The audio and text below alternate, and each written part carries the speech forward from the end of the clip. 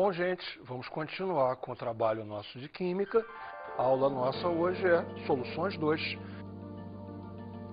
Em Soluções 1, nós vimos a parte qualitativa das soluções.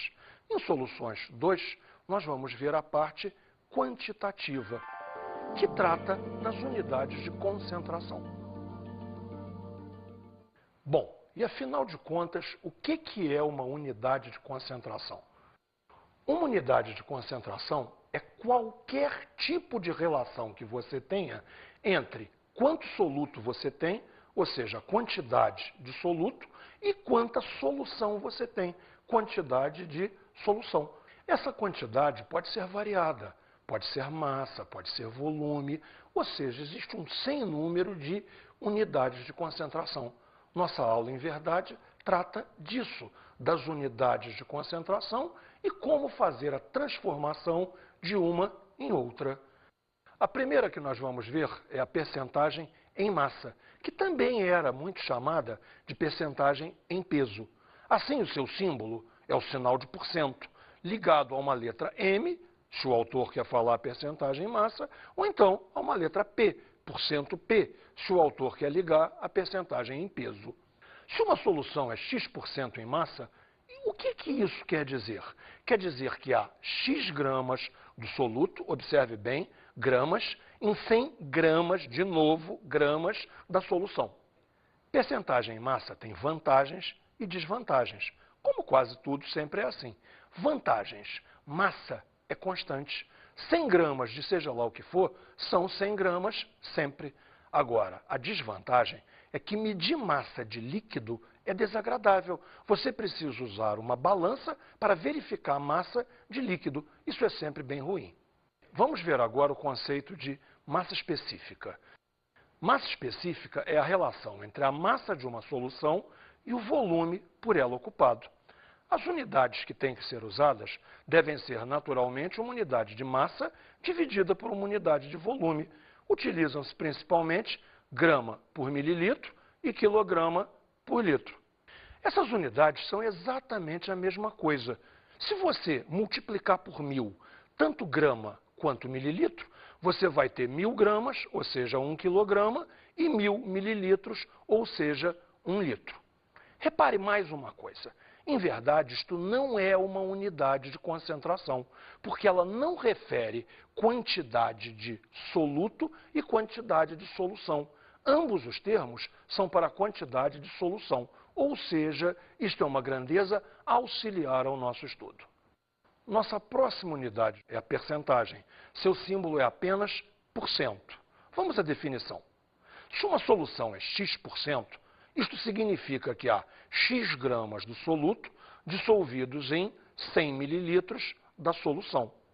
Repare uma coisa, há uma vantagem muito grande, porque agora a solução é medida em volume, o que é muito mais fácil de se fazer. Agora, a desvantagem é que volume depende da temperatura, ou seja, a percentagem é dependente da sua temperatura de trabalho. Vamos ver agora a percentagem em volume, que é extraordinariamente útil quando se pode medir tudo em volume. O que eu quero dizer com tudo? O soluto, o solvente, a solução. Vamos ver quando aplicar. Ela é aplicada nas soluções líquido-líquido e nas soluções gás-gás, que são exatamente as coisas que podem ser medidas com facilidade em volume. Vamos ver dois bons exemplos. O ar atmosférico filtrado tem 21% de oxigênio, ou seja, em 100 litros de ar existem 21 litros de oxigênio. Se um vinho contém 12% de álcool, isto significa que em 100 mililitros de vinho existem 12 mililitros de álcool. Nossa próxima unidade de concentração se chama exatamente concentração e é dada sempre em gramas por litro. Ela é a massa em gramas de soluto contido em 1 litro de solução.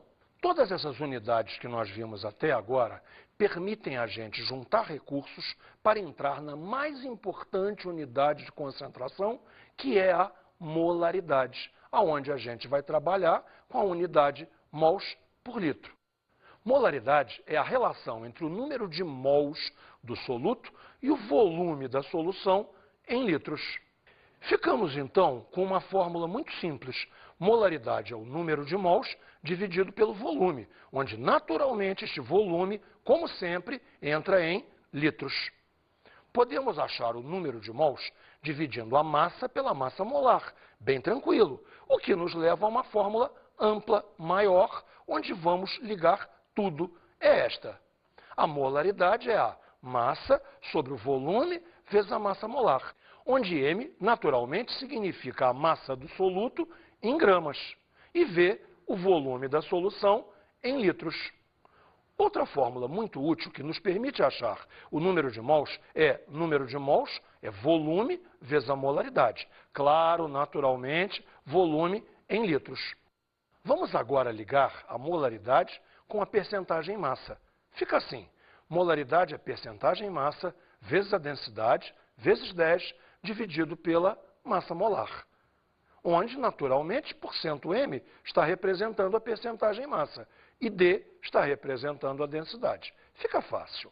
A próxima fórmula liga molaridade com percentagem. Cuidado, essa é a percentagem e não a percentagem massa. Fica assim, percentagem vezes 10 dividido pela massa molar, onde, naturalmente, o símbolo de porcento está representando a percentagem. Bem, o que nós vamos fazer agora é juntar todas essas fórmulas, combinando-as todas na resolução de um exercício, mas um exercício bem abrangente com vários itens. Vamos lá? A 400 ml de uma solução 0,4 molar de NaOH, que é o hidróxido de sódio, cuja massa molar é 40 gramas por mol, adicionam-se 1,6 gramas de hidróxido de sódio sólido, que se dissolvem sem alteração de volume. Para a nova solução formada, determinar a molaridade, a concentração em gramas por litro e a percentagem. Por favor, observe que todas as fórmulas podem ser alteradas em função de qual é a grandeza que você quer calcular. Se não, observe como vai ficar. Alteramos, então, a fórmula para M, a massa, é a molaridade vezes o volume vezes a massa molar, o que nos permite o seguinte cálculo. Na solução havia uma massa de 0,4 vezes 0,4 vezes 40, ou seja, havia uma massa de 6,4 gramas. Como vamos, então, fazer o cálculo da nova massa? Vamos somar a massa que a solução já tinha e que já calculamos com a massa que foi adicionada. Observe, então. A nova massa, então, é igual a 6,4, que é a massa anterior, mais 1,6 que foi adicionado. Consequentemente, a nova massa é de 8 gramas. Com esses 8 gramas que encontramos agora, vamos refazer todos os cálculos, iniciando pela nova molaridade. Ou seja, a nova molaridade é dada por 8 dividido por 0,4 vezes 40, o que nos fornece meio, ou seja, a solução é meio molar. Vamos agora ao cálculo da nova concentração em gramas por litro. Fica muito fácil se feita assim. Molaridade é concentração dividido pela massa molar, ou seja, concentração é molaridade vezes massa molar. Conta fácil, meio vezes 40, 20 gramas por litro. Finalizamos tudo com o cálculo agora da nova percentagem. Veja só, numericamente você pode dizer que 10 vezes a percentagem é a concentração. Ficou fácil. Logo, percentagem será 20 dividido por 10, ou seja, 2%. Você deve ter percebido que esse exercício foi muito mais fácil do que parecia. Bem, agora nós precisamos ver algumas unidades de concentração que não são tão importantes assim, mas que também têm que ser vistas. Vamos olhar a molaridade e a fração molar. Molaridade é a relação entre o número de mols do soluto e a massa do solvente em quilogramas. Observe, por favor, que na molaridade há uma diferença muito grande para as anteriores. O solvente é dado em massa, solvente, e não a solução. Vamos, então, à fração molar. Define-se fração molar de um componente de uma solução como sendo a razão entre o número de mols deste componente e o número total de mols desta solução. Suponha, então, uma solução que tem apenas dois componentes. Vamos chamá-los de componente 1 e componente 2. Vamos ver como ficariam as fórmulas. x1 é N1 sobre N1 mais N2. E x2 é N2 sobre N1 mais N2, onde x1 e x2 são as frações molares dos componentes 1 e 2, e N1 e N2 seus respectivos números de mols. As frações molares sempre são números adimensionais, compreendidos entre 0 e 1. E a soma das frações molares sempre será igual a 1. Sempre x1 mais x2 igual a 1. Todas essas fórmulas vão levar a gente a um assunto novo super importante, que é a diluição de soluções. Tecnicamente, chama-se diluir uma solução a acrescentar solvente nela. Você faz isso em seu dia a dia. Por exemplo, você não toma suco puro da garrafa, você acrescenta água nele. Você não toma guaraná natural puro, você acrescenta água a ele. Há pessoas em um bar que pedem água quente para tornar o seu cafezinho mais fraco. Tudo isso é diluir uma solução. Observe que, como há o acréscimo apenas de solvente, não há acréscimo de soluto, o número de mols do soluto permanece constante. Ou seja, a nossa ideia é que o número de mols inicial e o número de mols final da solução permanecem os mesmos. Vamos criar um esquema, então, para entender a diluição de soluções. A solução inicial é esta, que tem um VA, volume antes, e um MA, molaridade antes. A esta solução, vamos acrescentar mais água. Evidentemente, o VA mais a água leva a um VD, volume depois, maior. E vamos ver que MD ficará menor, ou seja, volume e molaridade são inversamente proporcionais. Repare, o número de mols antes é igual ao número de mols depois. Como o número de mols é V vezes M, teremos que VA vezes MA é VD vezes MD. Vamos ver então agora algumas observações importantes. Podemos usar os volumes em qualquer unidade, desde que usemos a mesma unidade nos dois lados da fórmula. Agora, nem VA nem VD correspondem ao volume de água adicionado. Este deve ser calculado pela diferença VD menos VA. Para melhorar a nossa compreensão nesse novo assunto, vamos resolver um bom exercício. Que volume de solução 1/10 molar de hidróxido de sódio, cuja massa molar é 40 gramas por mol, podemos preparar a partir de 25 mililitros de uma solução a 10%? Observe duas coisas importantes no enunciado. Primeiro, a solução M sobre 10 é a solução diluída, é a solução final, é a que nós queremos obter. Enquanto que a solução a 10% é a solução concentrada, é a solução inicial, a que nós temos agora. Vamos então calcular a molaridade da solução inicial.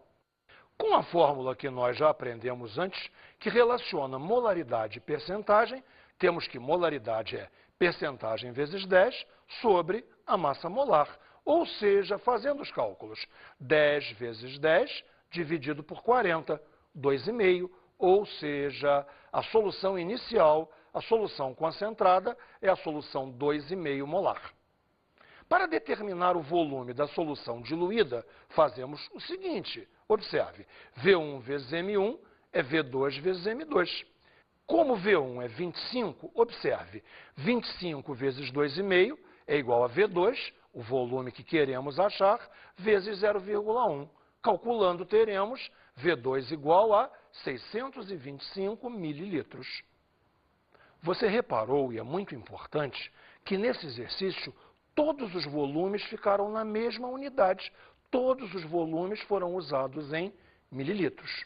Bem, isto encerra a nossa conversa sobre diluição de soluções. E vamos agora a um outro assunto, que é a mistura de soluções de mesmo soluto. Repare, isto não pertence ao dia a dia de ninguém. Imagine, por exemplo, o seguinte: misturar duas soluções, ambas de água salgada. Uma água bem salgada e uma água pouco salgada. que iríamos obter? Bem, uma água mais ou menos salgada. Ou então pense assim, misturar um café bem forte com um café bem fraco. Que iremos obter? Um café, sei lá, um café médio. Vamos ver agora um esquema muito simples para a mistura de soluções de mesmo soluto. Repare, chamaremos a uma de V1 e M1, ou seja, volume e molaridade da primeira solução. Chamaremos a outra de V2 e M2, ou seja, o volume e a molaridade da segunda solução. Misturando essas duas, passamos a ter um V3, um volume final, e uma M3, uma molaridade final. Isso visto em uma fórmula fica assim, repare, V1 vezes M1 mais V2 vezes M2 é V1 mais V2 vezes M3. Bem, temos algumas observações aqui. Note, V1 vezes M1 é o número de mols da primeira solução. V2 vezes M2 é o número de mols da segunda solução. V1 mais V2 é o volume da terceira solução. Logo, V1 mais V2 vezes M3 é o número de mols da terceira solução. Vamos agora ver um interessante exercício que, observe, não tem enunciado. O enunciado é exatamente esse esquema onde existe um X, um número a calcular. Observe bem, a primeira solução é de soda cáustica, 0,15 molar, e seu volume é 200 mililitros. A segunda solução também é de soda cáustica, afinal de contas esse é o nosso assunto. A solução é 0,30 molar e o seu volume é 100 mililitros. A solução mistura, que tem 300 mililitros, naturalmente, é uma solução X molar. X é o que nos cabe calcular. Na fórmula temos V1 vezes M1 mais V2 vezes M2 é V1 mais V2 vezes M3. Observe, então, os cálculos. 200 vezes 0,15, isto é a primeira solução, mais 100 vezes 0,30, isso é a segunda solução. E, finalmente, a solução mistura, 300 vezes x. Calculando isso, temos 30 mais 30 é 300 M3, logo M3 é 0,2. Muito fácil. Repare uma coisa super importante. Observe, primeiramente, a aditividade de volumes. 200 mililitros mais 100 mililitros igual a 300 mililitros. Observe ainda que a molaridade da solução final tem que ser intermediária entre 0,15 e 0,30 e mais próximo de 0,15, pois esta solução 0,15 molar contribui com um volume maior. Provavelmente é muito difícil para você perceber a imensa importância que o trabalho com soluções tem. Mas eu acho que eu posso te dar uma dica importante. 80% das reações químicas são feitas em soluções. Sobram talvez 20% para as reações que são em fase gasosa. Ou seja, toda a indústria química vai se apoiar em soluções. A indústria farmacêutica se apoia em soluções, a indústria petrolífera, a petroquímica, se apoia toda em soluções. Nós vamos ter, no final agora, um depoimento de um químico farmacêutico que irá nos mostrar como é o trabalho com soluções no dia a dia dele. E você vai perceber um pouco da imensa importância que este assunto tem para nós. Bem, na farmácia de manipulação, muitas das substâncias que nós recebemos, elas necessitam de uma diluição. O porquê disso? São muitas vezes matérias-primas que elas têm um efeito potencial muito grande. Então, a matéria-prima chegando à farmácia, a gente trabalha fazendo uma diluição. Isso é, nós podemos pegar uma parte do pó para 9 partes de algum excipiente ou algum pó inerte para trabalhar com a matéria-prima diluída. Um exemplo disso seria, por exemplo, uma droga que vocês conhecem é o diazepam, que é um produto calmante, e como ele é usado em doses baixas, normalmente assim que a matéria-prima chega à farmácia, ela é diluída para se trabalhar com uma segurança maior. E assim, dá para fazer diluições de 1 para 10, de 1 para 100, de 1 para 1000, dependendo sempre do efeito potencial de cada uma das substâncias. Um outro exemplo de matéria-prima que chega puro à farmácia, líquido, muitas vezes nós fazemos o ácido tricloroacético. Chega puro à farmácia e é necessário fazer uma diluição a 30% ou 10%, conforme o médico esteja necessitando. Nesse caso, nós pegamos 30 ml da substância pura e diluímos em água. E isso é um exemplo de uma diluição de líquido em solução. Vocês viram, então, como o trabalho de soluções pertence ao dia a dia do farmacêutico e, logo, indiretamente, pertence ao seu dia a dia também. Agora, você me acompanha nas nossas dicas de estudo.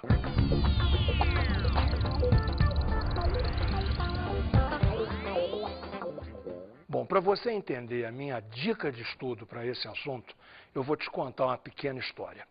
Uma vez eu estava numa universidade onde ia haver uma prova daqui a 1 hora e meia, e 2 candidatos estavam tentando repassar fórmulas.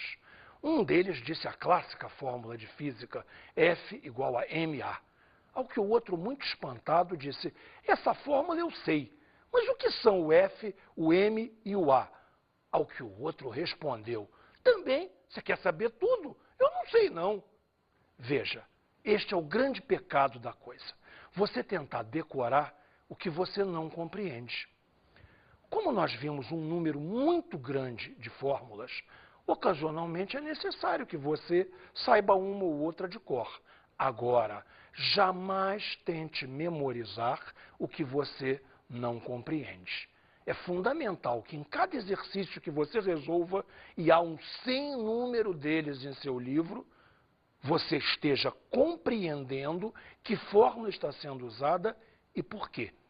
Se você consegue entender o que faz, é muito fácil gravar o que você fez. Bons estudos!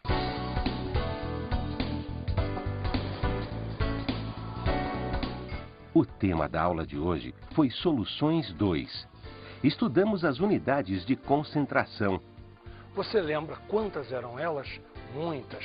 Vimos a percentagem em massa, vimos a percentagem em volume, a concentração comum ou concentração em gramas por litro e a mais importante delas todas, a molaridade, que relaciona mols do soluto com volume da solução em litros. Também vimos a diluição de soluções.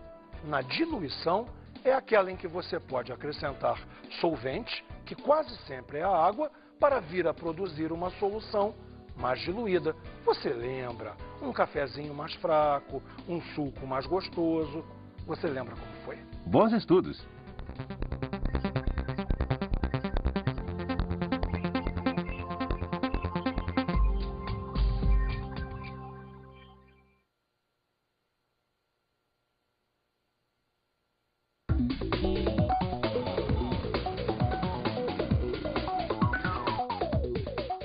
Meu querido colega, é absolutamente impossível superenfatizar a importância do trabalho com soluções, tanto para a indústria química quanto para o nosso aluno. Eu creio que aquele dado que 80% e talvez mais das reações químicas se passam em solução aquosa é absolutamente vital. Bem, nós precisamos dar ao nosso aluno todo o suporte possível para que ele possa interiorizar essas fórmulas e não apenas memorizá-las.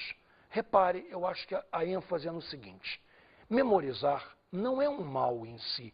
O problema é que o aluno tende a memorizar o que não compreende, ou então a adotar modelos para resolver exercícios. E, como todos nós sabemos, as faculdades são mestras em fazer exercícios que não estão no modelo e o candidato ao exame vestibular simplesmente fracassa, pois ele tenta reproduzir um modelo que não corresponde à situação apresentada. Relembro a você como é que se diz memorizar em francês. É savoir par cœur, ou seja, saber tão bem que você sabe de coração. Isso é como nós sabemos, precisamos passar isso para o nosso aluno. Um bom trabalho para você.